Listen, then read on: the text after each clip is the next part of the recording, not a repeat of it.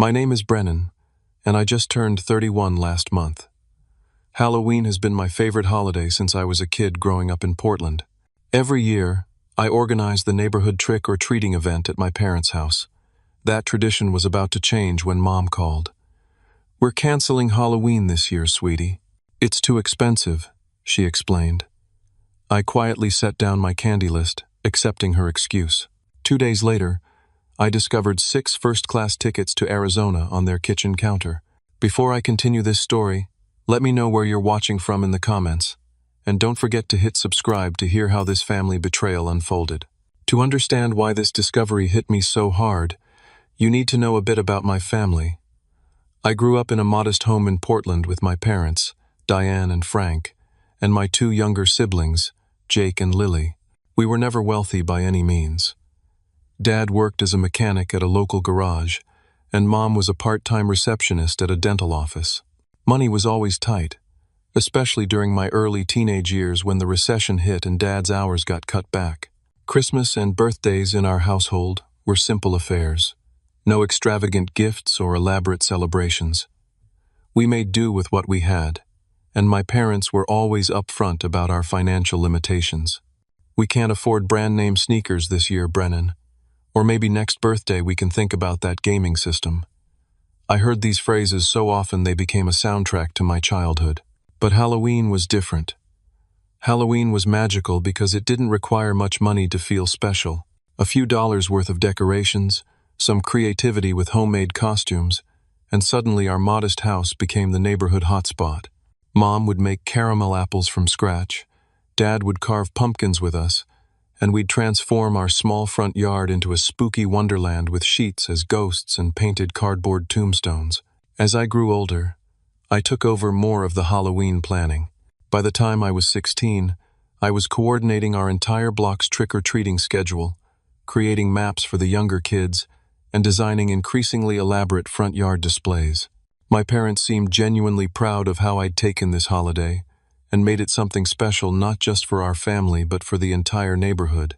When I moved out at 23 to a small apartment across town, there was never any question about where I'd spend Halloween. I always came back home to help decorate, to organize, and to keep the tradition alive. Even after Jake moved to Seattle for college and Lily got married and moved to the suburbs, I was the constant, the keeper of our family's most cherished tradition. This year was going to be the biggest yet. I'd been planning since August for what I called Halloween Spectacular, a combination haunted house, trick-or-treat central station, and community gathering. I'd sketched out designs for transforming the garage into a walk-through haunted mansion. I'd coordinated with neighbors about a progressive trick-or-treating route. I'd even reached out to local businesses for candy donations to make sure every kid who came by would leave with an overflowing bag of treats. My enthusiasm for Halloween had always been a bit of a joke in the family. There goes Brennan, Christmas in December, Halloween all year round, my dad would say with a chuckle, but beneath the teasing, I sensed appreciation. This was my contribution, my way of giving back to the family that had raised me and the community that had embraced us. My current situation wasn't exactly glamorous. I worked as a marketing specialist for a local company that sold organic pet food. The pay was decent but not spectacular, and my apartment was small but comfortable. I lived alone, though my girlfriend Amanda spent enough time there that half the closet had somehow become hers over the past 8 months. Amanda shared my love for Halloween, which was one of the many reasons we clicked when we met at a friend's costume party last year. She was dressed as a Victorian ghost, and I was a weather-beaten sea captain. We spent the entire night in character, spinning an elaborate tale for anyone who would listen about how my ship had gone down in a storm and she was the spirit who haunted me across the 7 seas. By the end of the night, we'd exchanged numbers, and by the following week, we were inseparable. This Halloween would be our first together, and Amanda had been just as invested in the planning as I was. She had a talent for makeup and special effects, and had volunteered to create realistic wounds and transformations for anyone brave enough to sit in her chair. We'd spent countless evenings at my kitchen table, hunched over lists and diagrams, planning every detail of the Halloween spectacular. "This is going to be the best one yet," I told her just last week, as we finalized the candy purchase list. "The whole neighborhood is talking about it." "Mrs. Abernathy even said she's inviting her grandchildren from Vancouver to come down for it. Amanda smiled and squeezed my hand. It means a lot to you, doesn't it? This connection to your childhood home, keeping the tradition going.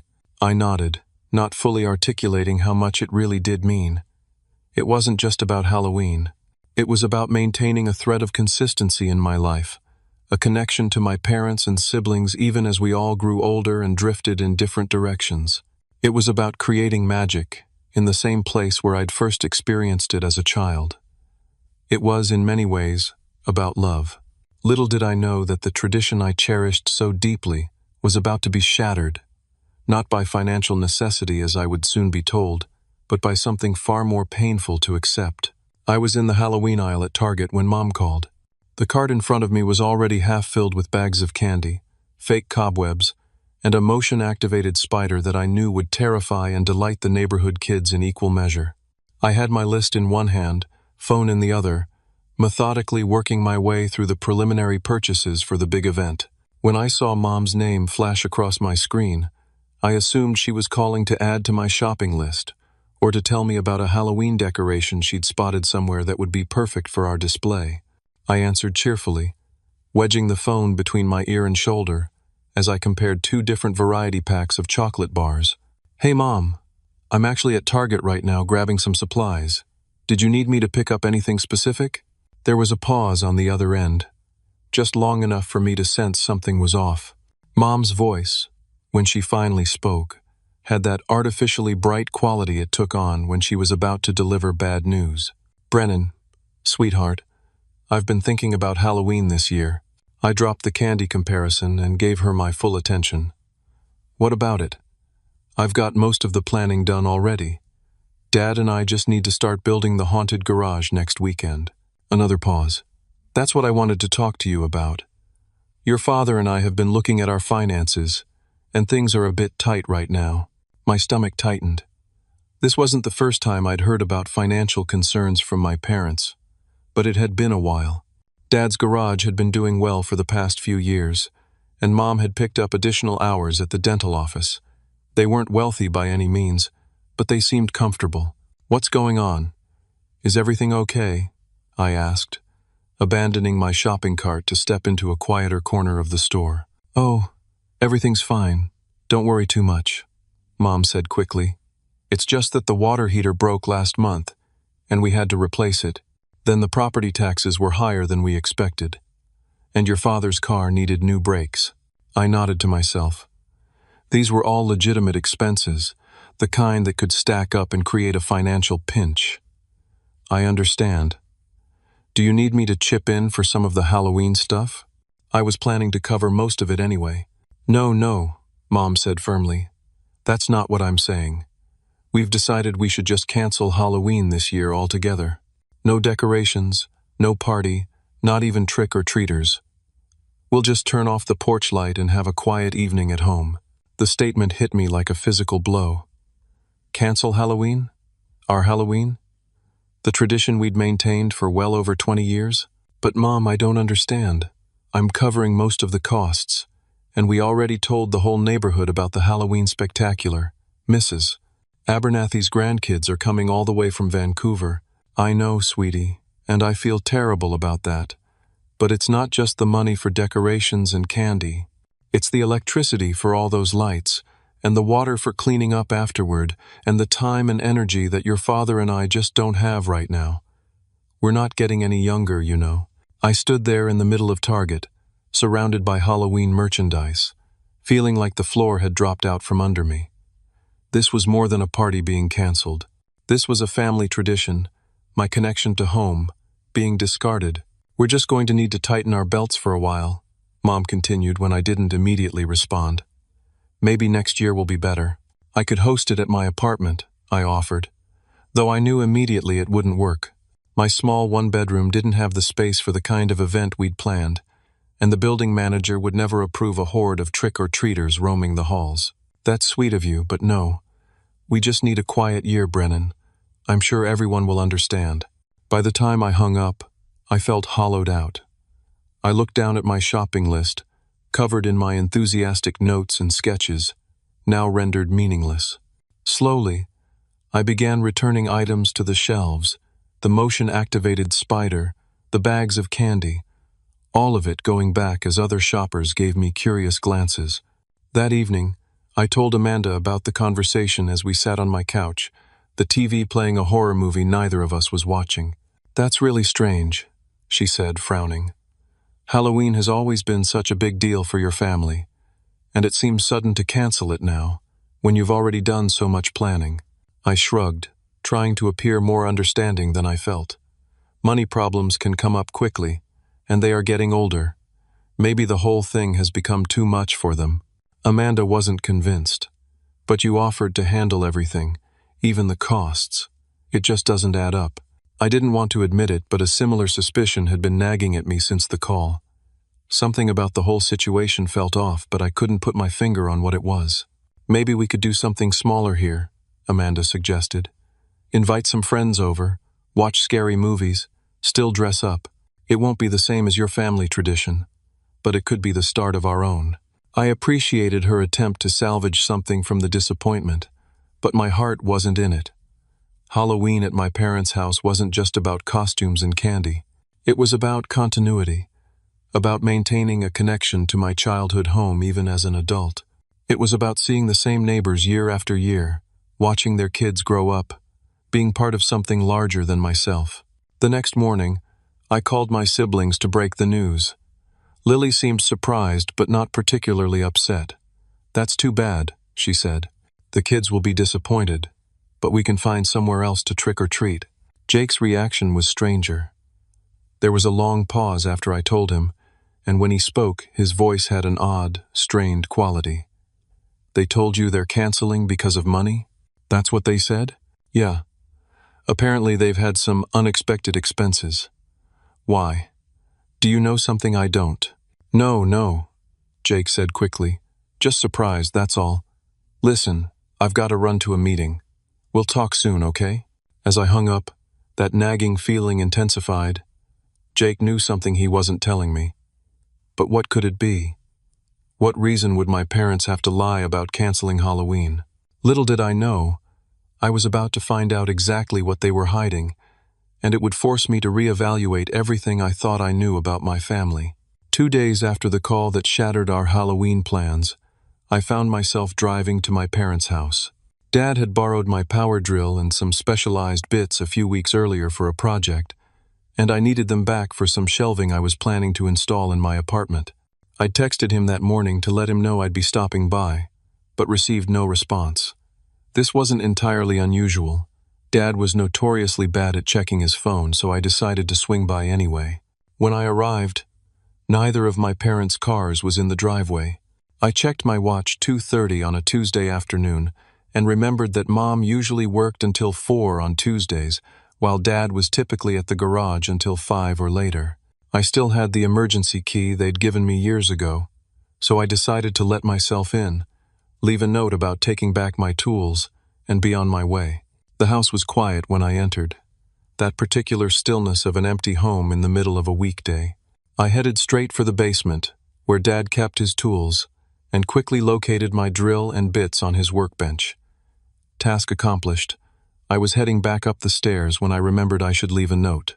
I detoured to the kitchen, where Mom always kept a notepad and pen by the phone. That's when I saw it. Sitting on the kitchen counter, partially obscured by a coffee mug but still clearly visible, was a printed itinerary. At first, I barely registered what I was seeing, just a typical travel document with airline logos and departure times. But as I moved the mug to place my note, certain details jumped out at me. Phonics, AZ. First class. October 31st. Halloween. My hand froze mid-motion. I blinked, certain I'd misread the date. But no, there it was in black and white. October 31st to November 4th. A 5-day trip to Arizona, departing on Halloween. I picked up the itinerary, my heart beginning to pound in my chest. It wasn't just for my parents.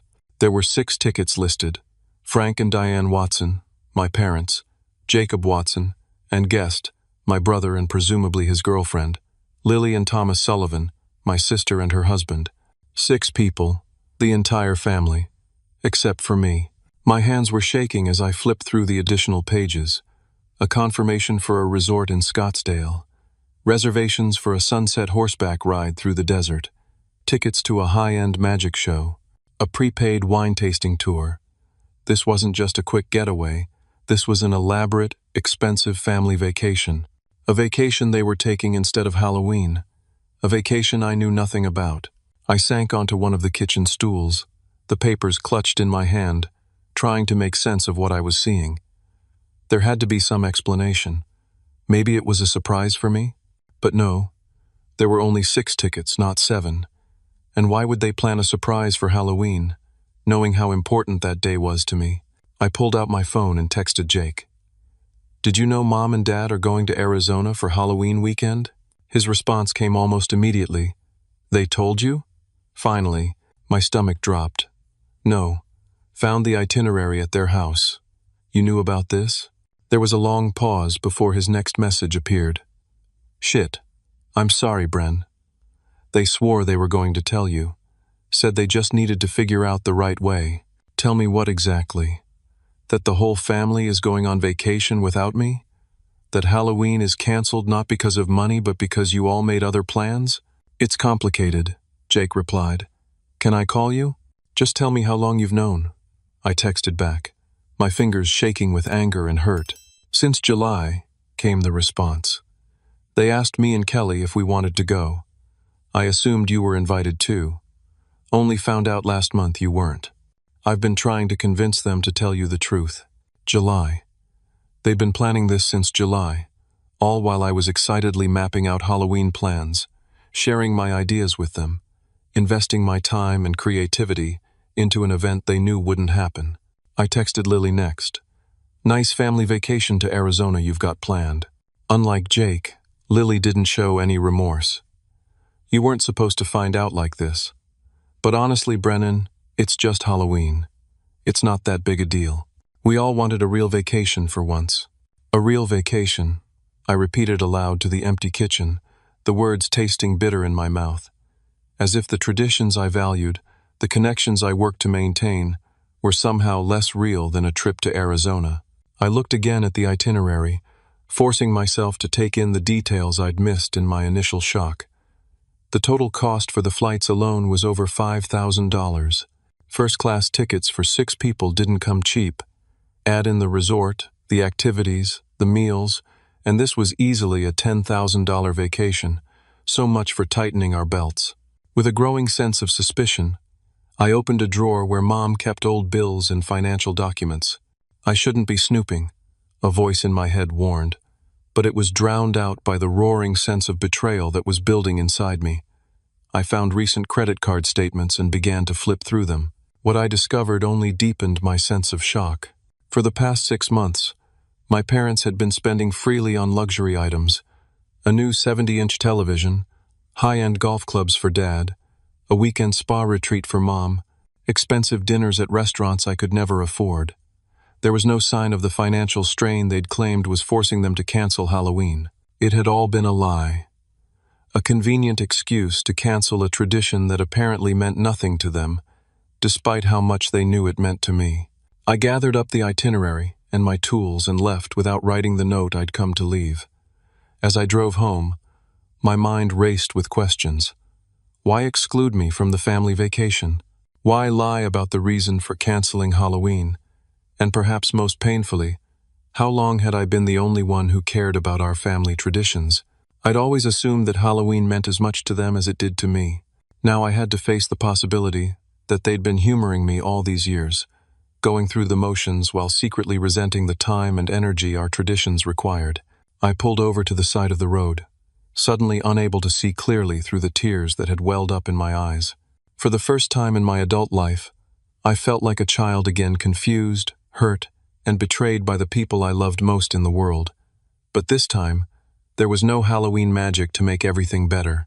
I spent the next several hours in a daze, alternating between numbing disbelief and searing anger. By evening, I still hadn't decided how to confront my parents. Should I call them out directly? Pretend I knew nothing and see how long they'd maintain the lie? I needed more information before I made my next move. I sent a casual text to Mom. Hey, just checking in. What are your plans for Halloween weekend? Amanda and I might do something small at my place if you and Dad want to join. Her response came an hour later. Oh, sweetie, I don't think we'll be up for anything. You know money's tight right now, and your father and I are just going to stay home and relax. But you two have fun. The lie stung even more the second time. Not only were they excluding me from a family vacation, but they were doubling down on the deception even when given a perfect opportunity to come clean. I couldn't hold back anymore. I called Dad's cell phone, my heart pounding as it rang. Brennan, what's up, son? His voice was cheerful, oblivious to the storm that was about to break. I was at the house today to pick up my drill, I said, struggling to keep my voice steady. I saw the tickets to Arizona. The silence on the other end of the line stretched for several seconds. When Dad finally spoke, his tone had completely changed. You were going through our things? The accusation hit me like a slap. I wasn't going through anything. The itinerary was right there on the kitchen counter. 6 first-class tickets to Phoenix for Halloween weekend. The entire family. Except me. Listen, Brennan, we were going to tell you. When? The day before you left? Or were you just going to disappear for 5 days and hope I wouldn't notice? Dad sighed heavily. It's not what you think. This trip, it's not really your kind of thing. My kind of thing? I repeated, incredulous. What does that even mean? You know, all that outdoor stuff, the horseback riding, the hiking, you've never been into that. And Qley really wanted to see Arizona, and Lily and Tom need a vacation with the baby coming next year. It just made sense for the 6 of us. His explanation made no sense. I loved the outdoors. I'd been asking my parents to go hiking with me for years, but they always had excuses. And the horseback riding? I'd actually taken lessons in college. So instead of just telling me about the trip and letting me decide if I wanted to go, you made up a story about being broke? You let me believe our family Halloween tradition was being canceled because of money problems? We didn't want to hurt your feelings, Dad said, but the excuse rang hollow. We know how much Halloween means to you. If you knew how much it meant to me, why would you plan a vacation that weekend of all weekends? Why not go the week before or after? Another long pause. The resort had a special rate that weekend, he finally said, but I could tell even he knew how weak that sounded. The conversation deteriorated from there. Dad became increasingly defensive, accusing me of overreacting and making too big a deal out of just a vacation and just Halloween. The more he downplayed both, the angrier I became, until I was shouting into the phone about years of family traditions that apparently meant nothing to any of them. You know what, Brennan? This is exactly why we didn't invite you, Dad finally snapped. Everything always has to be such a production with you. We just wanted a nice, relaxing vacation without having to deal with one of your meltdowns or having every detail planned to death like it's some kind of military operation. His words stunned me into silence. Was that how they saw me?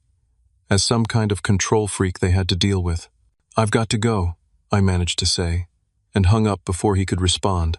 I sat in my apartment, the phone still clutched in my hand, feeling as though the floor had dropped out from under my world. My entire perception of my family relationships was crumbling around me. My phone buzzed with a text from Jake. Just talked to Dad. He said you found out about the trip and freaked out. You okay? I didn't respond immediately, not trusting myself to remain civil. When I did reply, I kept it simple. Did you know they were lying to me about being broke as the reason for canceling Halloween? Not at first, Jake admitted. When they invited us in July, they said they'd already talked to you and you couldn't get the time off work. Only found out recently that wasn't true. Another lie. They'd told Jake I couldn't make it, told me they were broke. Different lies for different people, all to avoid the simple truth. They didn't want me along. Jake called a few minutes later, and I answered, hungry for any explanation that might make this situation hurt less. I'm really sorry, Bren, he said, his voice genuinely remorseful.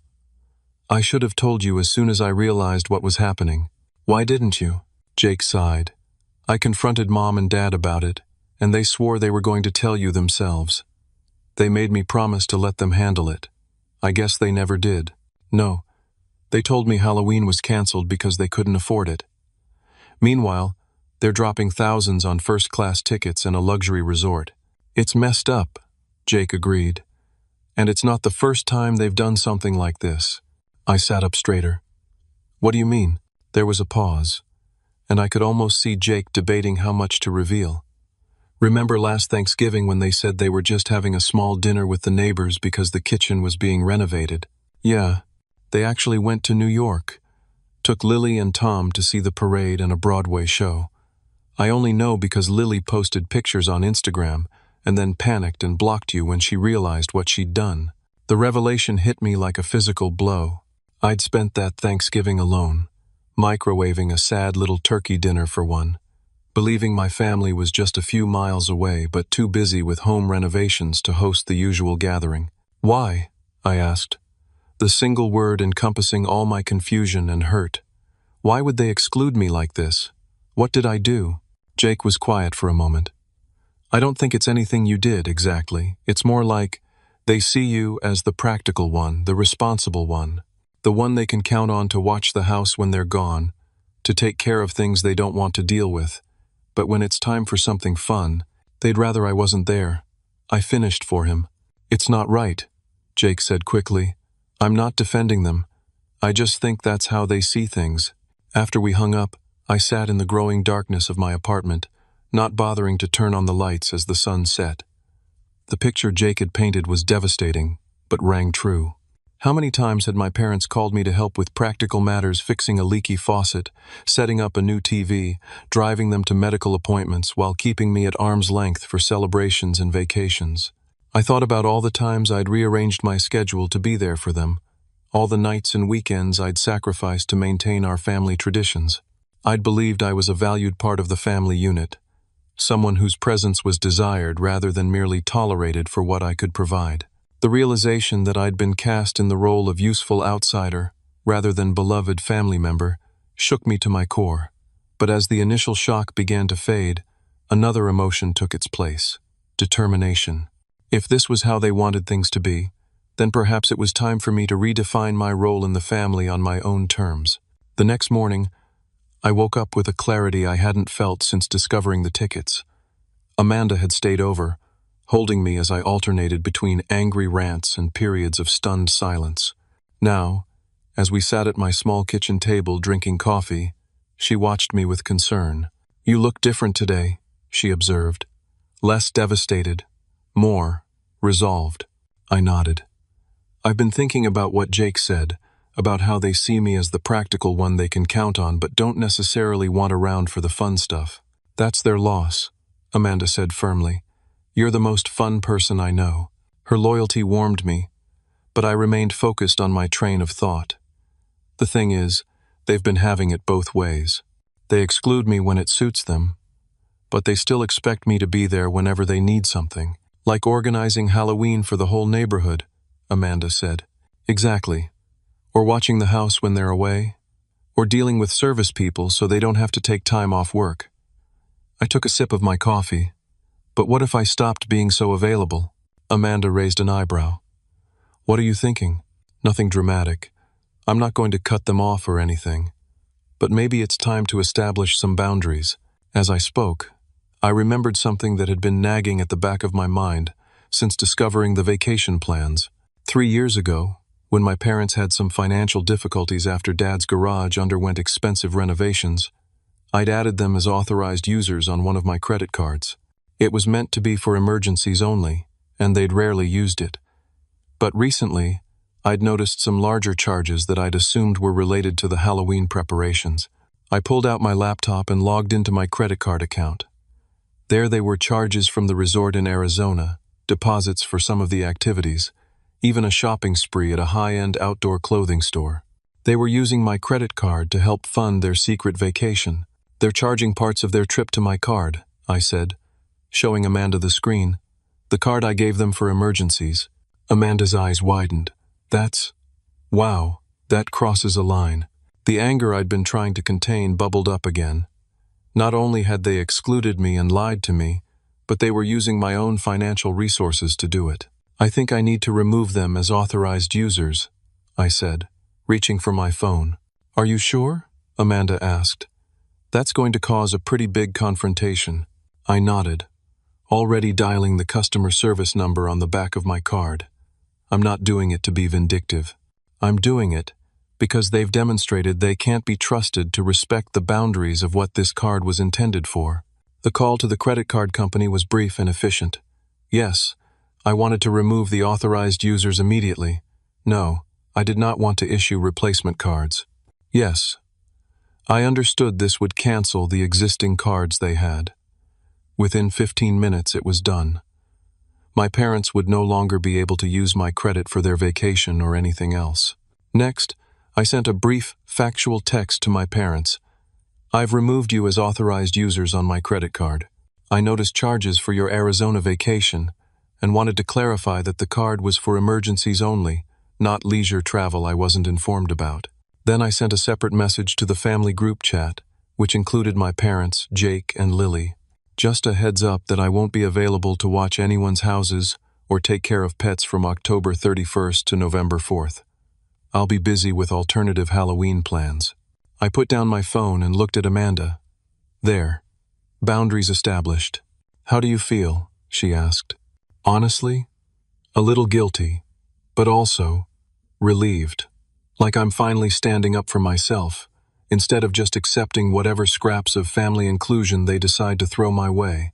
Amanda reached across the table and squeezed my hand.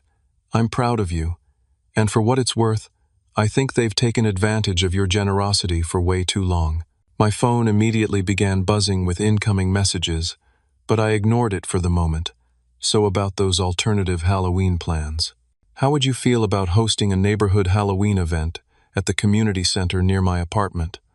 We could invite all the local kids, maybe some of the residents from the senior living facility down the block." Amanda's face lit up. "I love it. Halloween with people who actually want to celebrate with you." As we began brainstorming ideas for our new Halloween tradition, I felt a weight lifting from my shoulders. Yes, I was hurt by my family's deception and exclusion. Yes, there would be difficult conversations ahead. But for perhaps the first time in my adult life, I was putting my own needs and feelings first, rather than contorting myself to fit the role they'd assigned me. The guilt I'd initially felt began to fade, as I reminded myself that I wasn't retaliating or trying to punish them. I was simply refusing to continue in a one-sided relationship where I gave everything and received little in return. This wasn't about revenge, it was about self-respect. By that evening, we had the outline of a plan for a community Halloween celebration that would rival anything I'd ever organized at my parents' house. The local community center had availability and was excited about the idea. Several of my neighbors had already volunteered to help when I floated the concept in our building's group chat. Amanda's friends from her theater group were offering to create a spooky performance for the kids. For the first time since the devastating phone call from my mother, I felt genuinely excited about Halloween again. Maybe this was the silver lining to the painful discovery, the push I needed to create new traditions that reflected my current life, rather than clinging to an idealized version of my childhood. As I finally checked my messages that night, I saw frantic texts from my mother asking what was going on with the credit card, angry demands from my father to call him immediately, and a surprisingly supportive message from Jake. "Good for you. About time you stood up for yourself." I decided to respond only to Jake. "Thanks. It wasn't easy, but it feels right. Halloween celebration at my local community center if you want to skip Arizona and join the fun." His response came quickly. "Might just take you up on that." I put my phone on silent and turned to Amanda, who was sketching out decoration ideas for our new Halloween event. "You know what? For the first time in years, I'm actually looking forward to seeing what Halloween brings this year." She smiled and leaned over to kiss me. "Me too. And Brennan, your family doesn't deserve you." As I drifted off to sleep that night, I realized that while the pain of betrayal still stung, it was tempered now by a new sense of empowerment. I'd spent years trying to preserve a family dynamic that existed only in my mind. Now I was free to build connections and traditions based on mutual respect and genuine caring, starting with the woman sleeping beside me and the community that had embraced us. 2 days passed without direct contact from my parents, though my phone was filled with increasingly insistent text messages and voicemails. I wasn't ignoring them completely. I just wasn't ready for another confrontation until I'd processed my own feelings more fully. I was also busy with preparations for our community Halloween event, which was rapidly taking shape as neighbors and friends embraced the idea with enthusiasm. On the 3rd day after I'd canceled the credit card, everything exploded. I was at the community center, discussing decoration options with the facilities manager, when my phone began vibrating continuously in my pocket. When I finally checked it, I had 17 missed calls and twice as many text messages, most from my parents, but some from Lily as well. The first voicemail from Dad set the tone. "Brennan, what the hell do you think you're doing? The resort just called to say our card was declined for the horseback riding reservation. Fix this now." Mom's message was more emotionally manipulative. "Sweetheart, I don't know why you're doing this, but we have a family emergency and need to access that card. Please call us back immediately." Lily's texts were openly hostile. "Way to ruin everyone's vacation because you're jealous you weren't invited. Real mature." I stepped outside the community center and called Jake to get the unfiltered truth. "What's going on?" I asked when he picked up. "Mom and Dad are claiming there's a family emergency," Jake snorted. "The only emergency is that their primary payment method for the Arizona trip just got declined, and now they're scrambling to rebook everything with different cards. Apparently they put quite a few deposits on your card, assuming you'd never notice or say anything. How much were they planning to charge to my account? From what I can gather, at least $3,000 of the trip expenses. They're freaking out because most of the activities required deposits, and now those reservations are being canceled one by one." I felt a mixture of vindication and lingering guilt. I hadn't intended to disrupt their vacation plans. I'd simply removed a payment method that was being misused. But a small part of me couldn't help but feel satisfied that they were experiencing at least a fraction of the disappointment I'd felt when I discovered their deception. "Are you still going on the trip?" I asked Jake. "Actually, Qley and I are talking about backing out. This whole thing leaves a bad taste in my mouth, the way they treated you. Plus, they're now asking us to cover a bigger portion of the costs, since they can't use your card, and we're not made of money." After we hung up, I decided it was time to finally answer my parents' calls. I took a deep breath and dialed my mother's number. She answered on the first ring. "Brennan, thank goodness. We've been trying to reach you for days." "I know, Mom. I needed some space after finding out about the Arizona trip." "This isn't about the trip," she said, though her tone made it clear it absolutely was. "We have an emergency situation with the credit card." "It's not an emergency, Mom. I removed you as authorized users because you were using the card for vacation expenses without my knowledge or permission. That card was for actual emergencies, not first-class flights and horseback riding tours." "We were going to pay you back," she insisted. "When? After the trip I wasn't supposed to know about? After you came back from the vacation you told me you couldn't afford while canceling a tradition you knew was important to me?" There was a pause, and when she spoke again, her voice had taken on the wounded tone she used when she wanted to make me feel guilty. "I don't understand why you're punishing us like this. We're your parents. We've done everything for you. I'm not punishing you. I'm establishing a boundary. There's a difference." "Well, your boundary is ruining a trip we've been planning for months. Is that what you wanted?" The unfairness of her accusation stung. "No, Mom. I wanted to be included in family plans. I wanted honesty instead of elaborate lies. I wanted to be treated like an equal member of this family, instead of the convenient helper you keep around for practical tasks but exclude when it comes to enjoyable experiences." "That's not fair," she protested, but I noticed she didn't actually deny it. "Isn't it? Jake told me about the Thanksgiving trip to New York last year. And how many other events have there been that I don't know about? How long have I been the only one who cared about maintaining family traditions while the rest of you were creating new ones without me?" My mother was silent for a long moment. "Your father wants to speak to you," she finally said, and before I could respond, Dad was on the line. "Listen to me very carefully," he said, his voice low and controlled in a way that indicated he was furious. "You are going to call the credit card company right now and reinstate our cards." This childish tantrum has gone far enough. No, Dad, I'm not going to do that. Those cards were for emergencies, not for funding a secret vacation. If you don't fix this right now, don't bother coming to Thanksgiving or Christmas this year. In fact, don't bother considering yourself part of this family at all. The threat hit hard, but not in the way he intended. Rather than intimidating me into compliance, it confirmed everything I'd been coming to understand about my place in the family dynamic. If my presence in the family is conditional on me financing your vacation and never objecting to being lied to and excluded, then maybe I need to rethink what family means to me, I said quietly. Dad spluttered with rage, but I continued before he could launch into another tirade. I'm not calling the credit card company. I'm not reinstating the cards. And I'm not going to continue pretending that this relationship is healthy or fair. When you're ready to talk about why you felt it was necessary to lie to me and exclude me from family plans, I'll be here. Until then, I think we all need some space. I hung up before he could respond, my heart pounding but my resolve firm. I wasn't closing the door on reconciliation, but I was refusing to continue in the dysfunctional patterns that had defined our relationship for too long. My phone immediately began ringing again, but I silenced it and turned back to the community center. Amanda was waiting at the entrance, concern evident on her face. That looked intense, she said. Are you okay? I took a deep breath. Yeah, I think I am. For maybe the first time in my relationship with my parents, I stood my ground instead of caving to avoid conflict. It doesn't feel great right now, but I think it was necessary.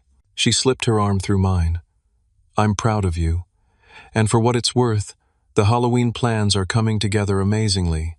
Wait until you see what the drama club kids came up with for the haunted hallway. As we walked back inside to continue preparations, I realized that while one door might be temporarily closing in my life, others were opening. Maybe that's what growing up was really about, not just maintaining childhood traditions but having the courage to create new ones when the old ones no longer served you. Later that evening, I received a text from Jake. Qley and I are officially out of the Arizona trip. Would rather spend Halloween with my brother anyway. Need help with your community center thing? As I typed back an enthusiastic, yes, I felt the first stirrings of genuine excitement about the holiday. Perhaps this Halloween would be different from what I'd originally planned, but different didn't have to mean worse. Sometimes it could mean better. Halloween arrived with perfect autumn weather, crisp air, a gentle breeze, and leaves crunching underfoot as Amanda and I made our final preparations at the community center. The transformation of the space exceeded even my ambitious vision. The main hall had become a not-too-scary haunted mansion for the younger kids, while the East Wing housed a genuinely frightening experience for teens and adults, courtesy of Amanda's theater friends. The courtyard was set up for trick-or-treating stations, games, and a costume contest. I was adjusting a motion-activated ghost when a familiar voice called my name. I turned to find Jake and his girlfriend Qley, already in costume as zombie hikers, a wry nod to the Arizona trip they'd abandoned. This is incredible, Jake said, surveying the decorated space. Way better than anything we ever did at Mom and Dad's. Thanks for coming, I said, genuinely moved by his show of support. It means a lot. Are you kidding? I wouldn't miss it. Besides, horseback riding gives me saddle sores. He looked around at the volunteers busily making final adjustments to decorations and setting up treat stations. What can we do to help? For the next hour, we all worked together to put the finishing touches on the space. Jake's easy humor and Qley's creative input blended seamlessly with the community spirit that had emerged around the event. By the time we opened the doors at 5 o'clock, I felt a sense of accomplishment and belonging that surpassed anything I'd experienced in years of organizing Halloween at my parents' house. The evening was a tremendous success. Children from the neighborhood arrived in waves, their eyes wide with delight at the spooky decorations and generous treat stations. Residents from the senior living facility came early, some in costume themselves, eager to hand out candy to young trick-or-treaters. Amanda, dressed as a Victorian ghost similar to the costume she'd worn when we first met, captivated groups of children with spooky but age-appropriate stories in a candlelit corner. As I watched the joy spreading through the community center, neighbors introducing themselves to each other, children laughing, seniors sharing Halloween stories from their own childhoods. I realized that this was what I'd always been trying to create, not just a celebration of a holiday, but a genuine connection between people who might otherwise remain strangers. "You've got a gift for this," Jake said, appearing at my side with a cup of hot cider, bringing people together, creating experiences. It was never about Mom and Dad's house, was it? It was always about what you brought to it. His observation struck me with the force of revelation. I'd been so focused on maintaining the tradition in the specific location of my childhood home that I'd missed the larger truth. The magic of Halloween wasn't tied to a place, but to the connections formed there. "I guess you're right," I admitted. "I just never thought about it that way."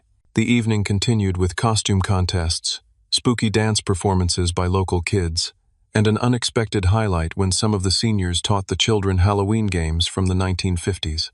By the time we closed the doors at 9:30, everyone was exhausted but exhilarated. The community center director had already asked if we could make it an annual event. As Amanda and I were cleaning up, my phone buzzed with a text from my mother. "Hope you had a good Halloween. The resort lost our horseback riding reservation because of the card issue. Your father is very upset." I showed the message to Amanda, who raised an eyebrow. "Still trying to make you feel guilty, I see." "Old habits die hard," I said, putting the phone away without responding.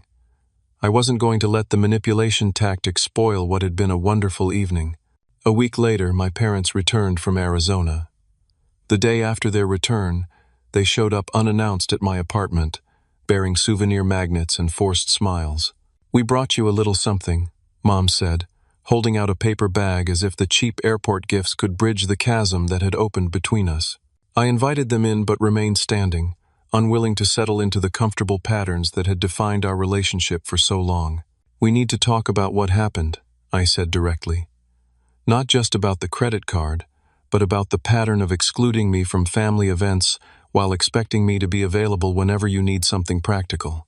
Dad started to bristle, but Mom put a hand on his arm. "We never meant to hurt you," she said. "We just thought, well, Halloween has always been your thing. We didn't think you'd want to miss it for a vacation. Then why not tell me that? Why make up a story about money problems? Why not let me decide for myself whether I wanted to go?" They exchanged glances, and in their silent communication, I saw the truth they were still unwilling to verbalize. They hadn't invited me because they preferred a vacation without me. Whether it was my planning tendencies that Dad found annoying, or simply that they enjoyed a different family dynamic when I wasn't present, the fact remained that my exclusion had been deliberate. "We handled it poorly," Mom finally admitted. "We should have been honest with you. It wasn't the full acknowledgement I'd hoped for, but it was a start." We spent the next hour in an awkward but necessary conversation, establishing new boundaries and expectations. I made it clear that I would no longer be available for one-sided assistance without reciprocal inclusion in family events. They agreed, though I sensed it was more about avoiding further conflict than genuine understanding of how their actions had affected me. As they were leaving, Dad paused at the door. "We saw the article about your community Halloween event in the local paper. It looked impressive." Coming from him, it was as close to praise as I was likely to get. "It was a great night," I said simply. "Jake and Qley came. You should consider joining us next year." The invitation hung in the air, a tentative bridge across the divide. Dad nodded once, non-committal but not dismissive, and then they were gone. In the months that followed, our family dynamic shifted in subtle but significant ways. My parents were more careful about including me in invitations, though I sometimes declined, preferring to spend time with the new circle of friends I'd made through the Halloween event. Jake and I grew closer, our shared experience having broken down some of the distance that had developed between us as adults.